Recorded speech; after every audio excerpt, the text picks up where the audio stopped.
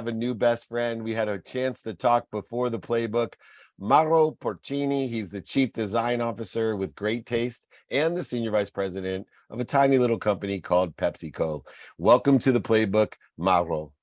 Thank you, David, for having me. And hi, everybody listening to us right now. This is so good. Well, you know, 5 years ago, we have a mutual friend. I think you're friends with Gary Vaynerchuk, or you guys do work with VaynerMedia. And Gary, I had a radio show. I've been a sports guy my whole life. So I had a big radio show syndicated by Gal Media. And Gary tells me about 5.5 years ago at Super Bowl, he says, David, you need a podcast.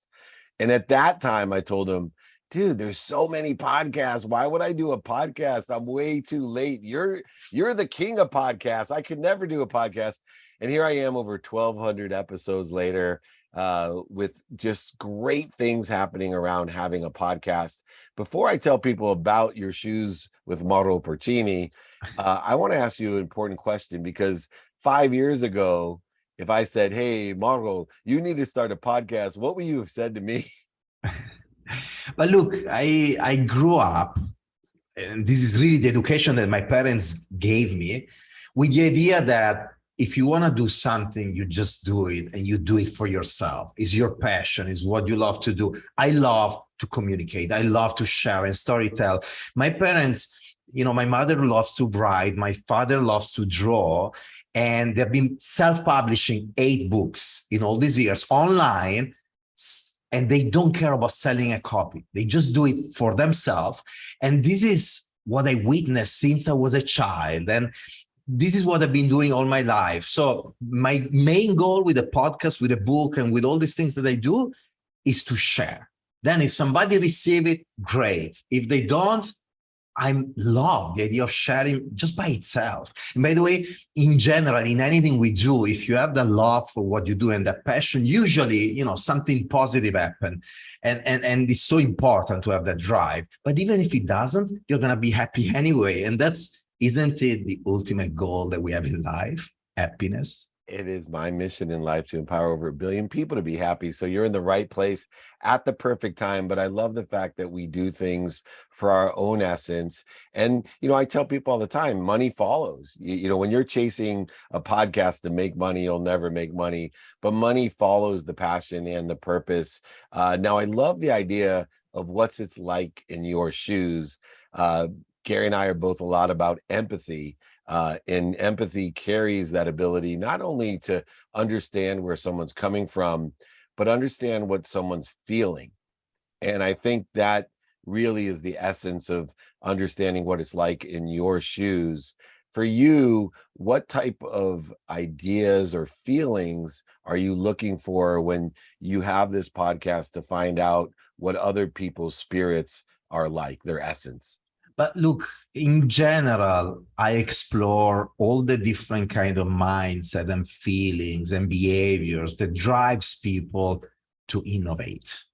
And innovation could be applied to anything, to your job, but also to your life, to anything you do in life. Is essentially moving something, whatever it is, from a specific status to a different kind of status, ideally a better kind of status. And so I investigate all these feelings, and some are more obvious than others. If you think about the ability to dream and think big and have visions, but also the ability to balance that with pragmatism, with that ability to make things happen. So this is something that is pretty obvious when you talk about innovators. But then there are other traits, other characteristics that are less obvious. For instance, the power of kindness to drive innovation, the power of optimism, the power of curiosity. And yes, you know, in podcasts or in books, you hear a little bit about this. Actually, more recently, you know, we are starting to hear more and more about this. In the past, not that much. But the reality is that when you are in a business meeting, when you are in a boardroom, when you are within the company, when you talk about innovation, the most of the time people talk about the processes and the tools and the ways of working. And very rarely when something works or doesn't work, people are like, well, that's because of the curiosity of the person that I put there, because of the optimism of that person. How many times you have a CEO or a business leader that is asking his people when hiring a new talent, is this person curious? Is this person an optimistic person? Or is this person a kind or respectful person? Or does he or she has empathy? So there are so many skills that make the difference, and we don't talk enough about this. So, by the way, going back to your question earlier, the more podcasts that are out there that talk about this kind of topics, even if they're listened by 10 people, the better. I thank you, and I agree completely. Now, one of the reconciliations that's interesting, and I come from a big corporate background myself, working as CEO of Samsung, running the most notable sports agency, is our ability to fit in and get the support of a large corporation. Now, you work for one of the biggest companies in the world, most recognizable company in the world, and yet you are an innovator, you're a co-creator, you are truly an inspired person. How have you been able to fit in within the context of a corporate culture to be so creative, so innovative, and so inspired? Is there ever any resistance or negative feedback from the corporate culture? Look, every time you try to change something, you will get resistance, roadblocks. It's part of human nature. It's not part of company natures. Companies are built by humans, and humans, by definition, our brain is wired in this way by Mother Nature or by God, whatever you believe in.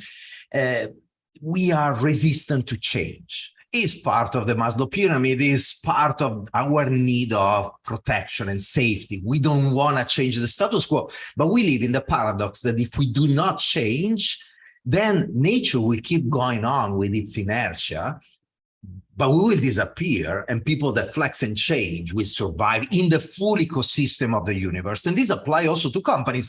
Companies, in the ideal world, you have a product, it works, and you extract as much financial value out of the product by driving productivity and efficiency. Any change you have on the product is inefficient by definition. It implies a cost and a risk. And so companies don't like that, but they know, companies, investors, and shareholders, that you need change. So somehow they love the change makers, but then they reject them because of the nature of the organism and the entity and the human beings. And so it's important, I think, for any change agent and innovator to understand that this is a journey. Early on, before PepsiCo, I defined this journey when I was still at 3M, looking back at what works and what didn't, through 5 different phases, 5 steps. The first one is denial. You try to change things and the company just doesn't get it.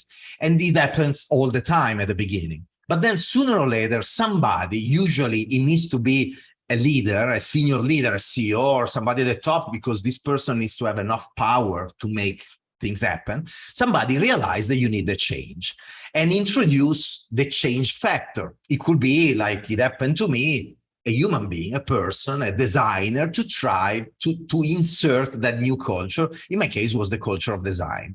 And so here I am. I try to, when I was at 3M, I took my luggage, I go to Minnesota, and I start to meet all these leaders from R&D, from marketing, and all these meetings go very well. I'm like, wow, it's so easy, amazing. So I go to my executive sponsor, the EVP of the consumer business. His name is Mo Nosari. And I remember I told Mo, it's great.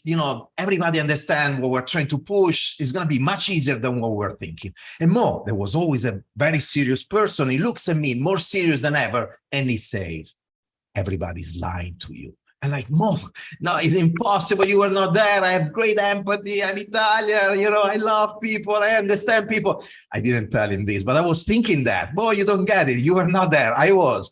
And then Mo keeps looking at me and he's like, I'm telling you that they're all lying to you. And then he goes on with an analogy to explain what he was talking about.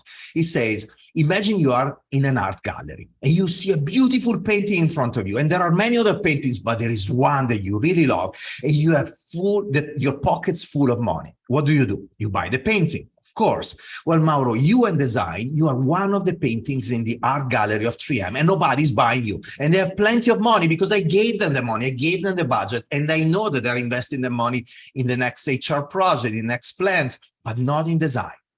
That was for me a big aha moment.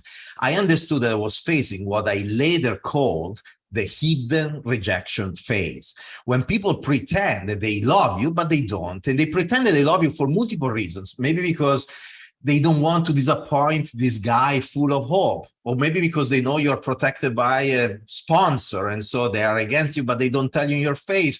For many reasons, people are not in their comfort zone in giving negative feedback. So you believe you're getting traction and you don't. This is the most dangerous phase when you try to change culture, because it makes you lose months or years. And when you realize, it may be too late because these companies are not patient. But that's when you look for, and this is what happened when I moved to PepsiCo. I had a full, clear playbook to do that.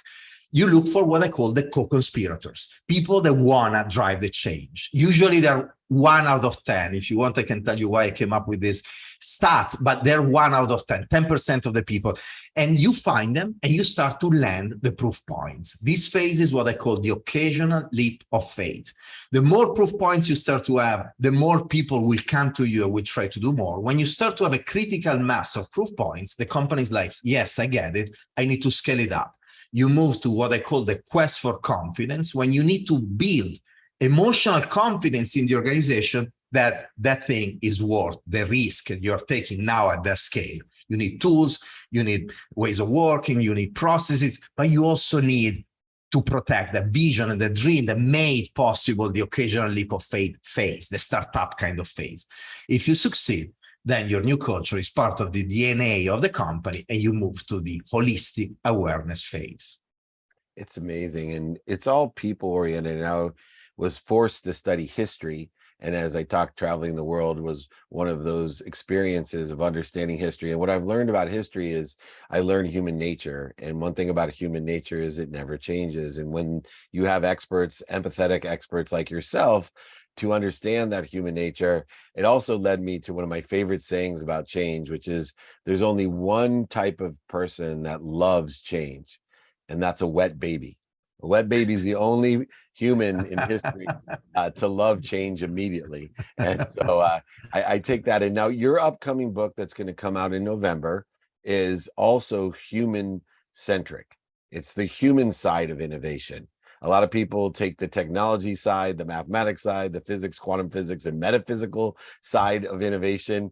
I personally adhere to the human side as well, because there is a power of the people in love with the people in your title. And what I thought was very unique was the idea of love with people. What exactly do you mean, and why did you put that into the subtitle? I understand the power of the people in innovation, but in love with people is very unique in why to put that into your subtitle. Look, I even wanted that to be the title. People in love with people, the title. But then my publisher was like, I don't think people will really understand what this book is about. Right. We think it's a romantic novel. I was like, well, maybe you're right. That's why you're a publisher. I'm not. And look, if you read the book at the end, you understand that what it means, because essentially that those 3 words synthesize everything. But if you don't, at the beginning, you're like, wow, why? Love, connected to innovation. Well, the synthesis is this.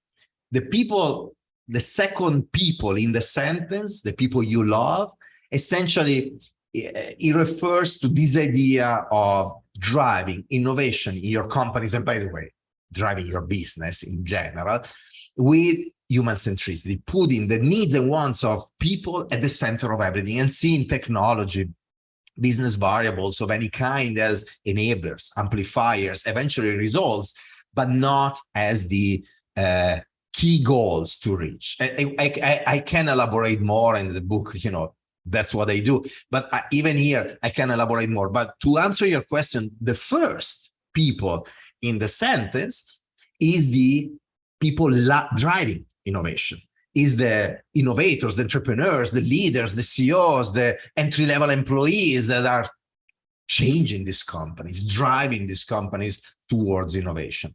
And love is somehow the synthesis of all the different skills of these people in love with people, of these innovators, what I call in the book the unicorns.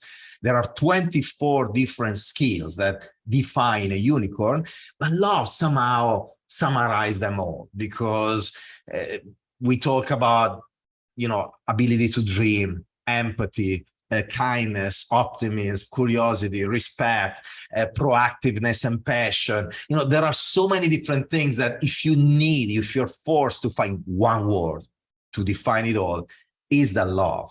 And is the people in love with people, and the kind of mindset and those kind of human beings are really what make the difference in these kind of companies today. And the reason why we are hearing more words like love and kindness and other soft skills in the podcast and the conferences or the articles of the world is because the world is changing today.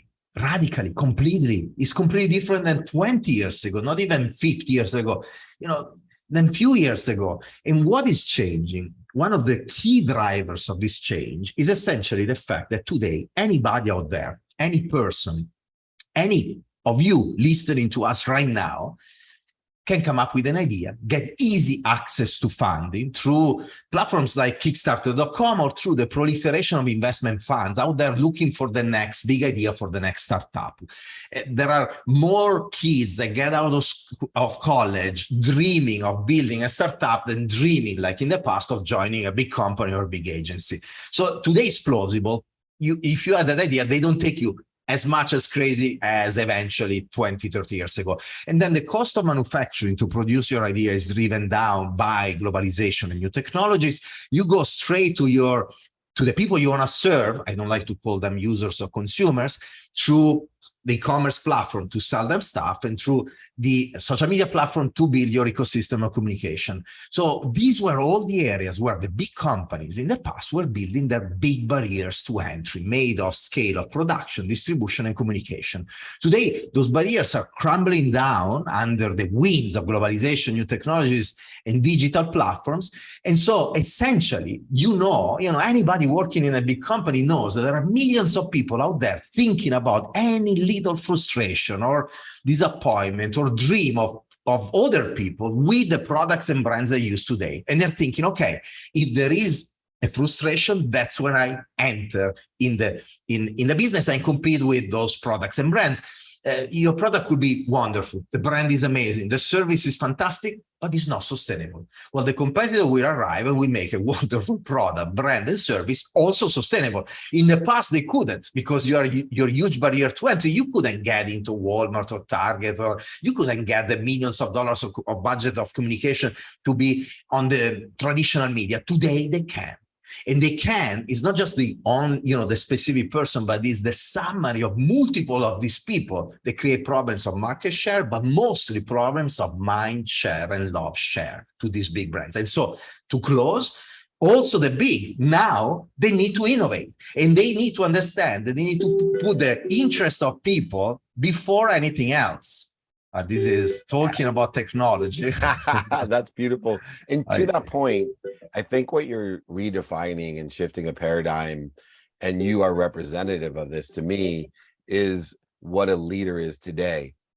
And what I see in front of me, someone who is so creative, is an executive of one of the world's leading companies, is an intelligent follower, someone that's co-creating and innovating and designing for the people and the love of the people, with empathy and kindness and love as the forefront of that mind share, the heart share, and of course the hand share of what we're going to do to be productive, accessible, and gracious.